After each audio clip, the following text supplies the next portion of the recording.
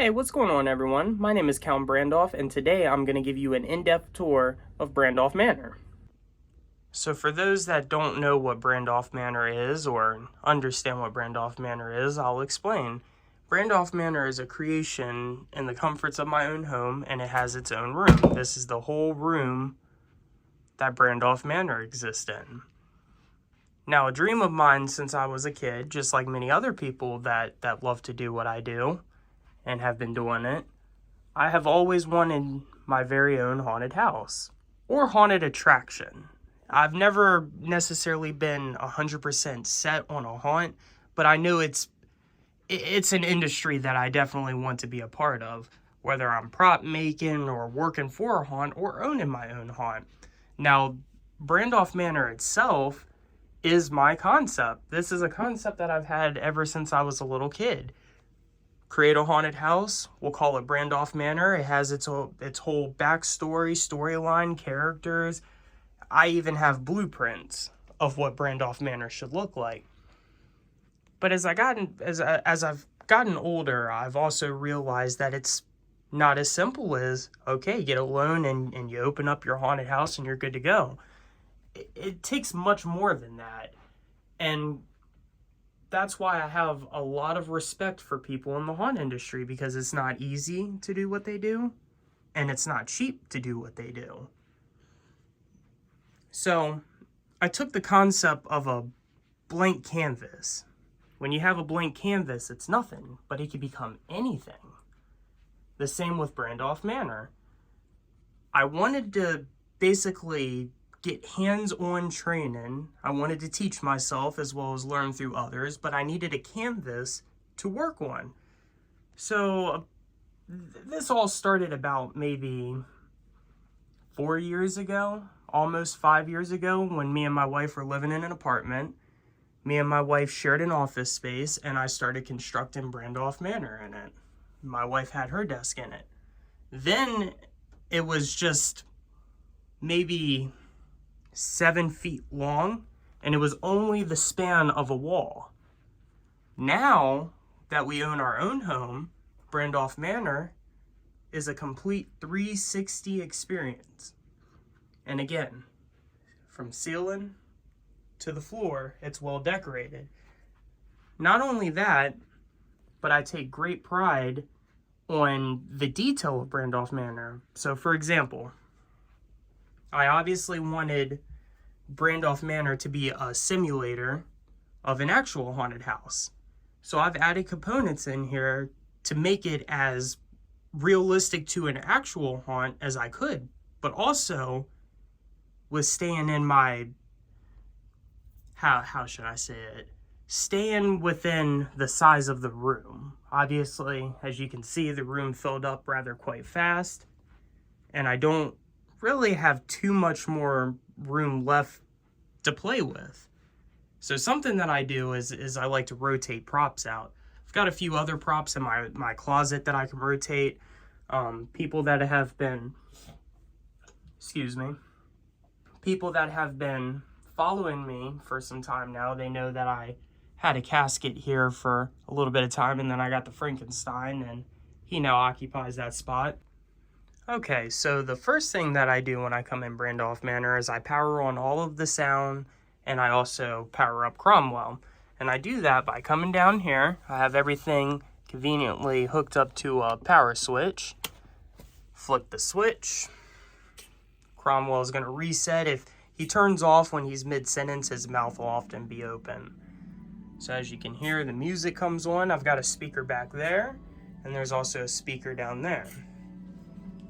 The next thing that I like to do is I like to power on the haunted portrait as well as the skull candelabra and my demon flame plaque up there. So to turn on those features, I actually have those hooked up to a wireless outlet.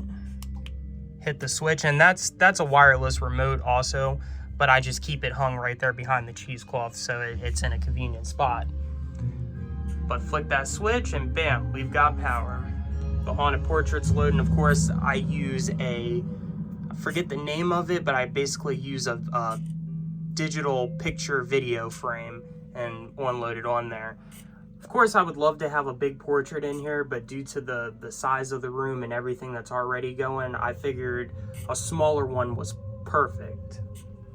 All right, so once we've got everything turned on over here, there's one more switch we need to hit over here, and that's to basically power the lights up there, as well as right here. Over here, hit that power strip. Now we've got light. Frankenstein always resets when I turn that switch on. Our last step is going to be turning on our air compressor. For that, got to make sure the drain valve is closed, because I like to keep it open to let it air out. Flip the switch. Takes a few moments for that to crank up. And please forgive me, I did realize that I also missed a step. I didn't turn on the fog machine. For that, gotta hit that switch, and that's gonna preheat down there. Cut these lights. Brandolf Manor is rolling.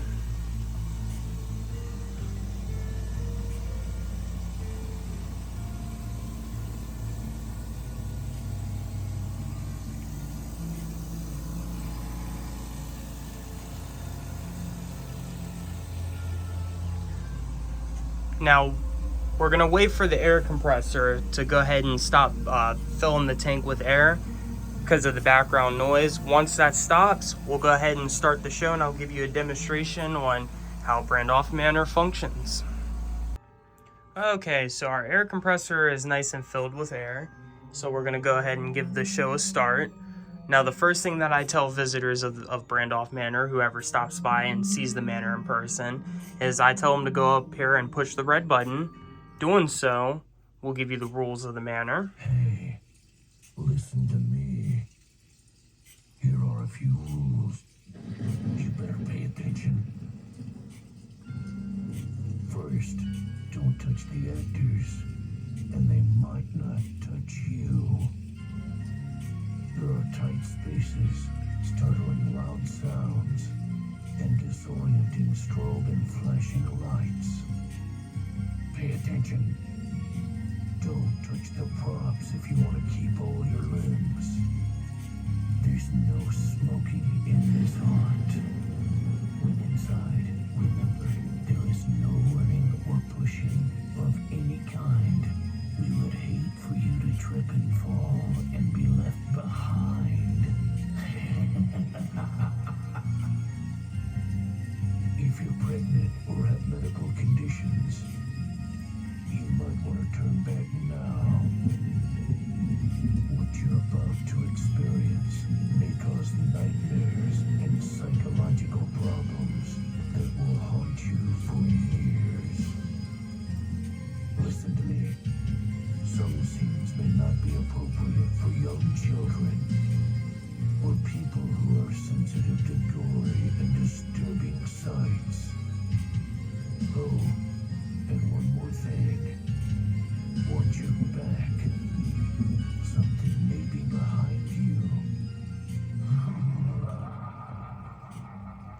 Alright, so that's Cromwell and Cromwell's rules for the manor. So after that, it goes back to the audio track, which plays random music. Right now, it's set to Christmas-inspired music due to the holidays. So after he says his rules, I'll often tell whoever is visiting the manor to push the red button again, and that'll get him started on the first show, per se. Okay, let's go ahead and start his first show, which it's the Christmas show. I gotta move over here so I can reach my switch.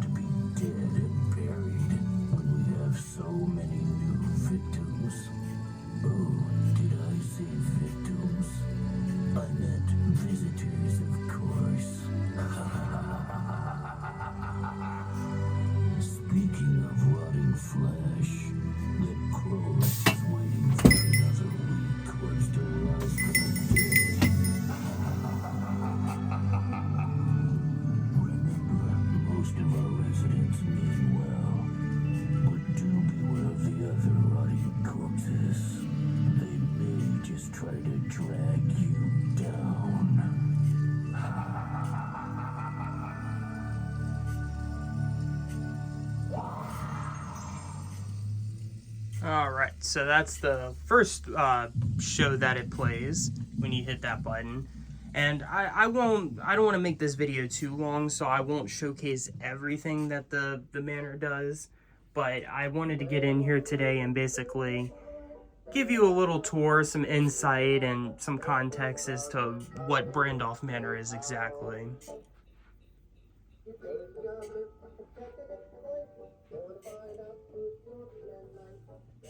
I thought this little song was a little creepy addition to add to the end of the track.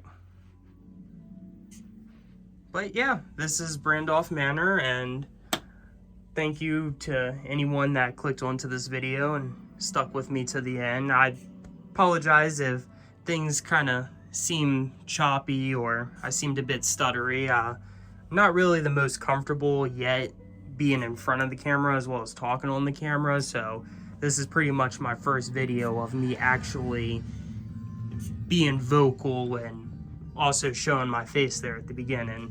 But thank you for joining me on this video. I hope you enjoyed. If you have any questions, by all means, I'm an open book, so feel free to shoot away, message me, comment, and yeah, see you on the next one.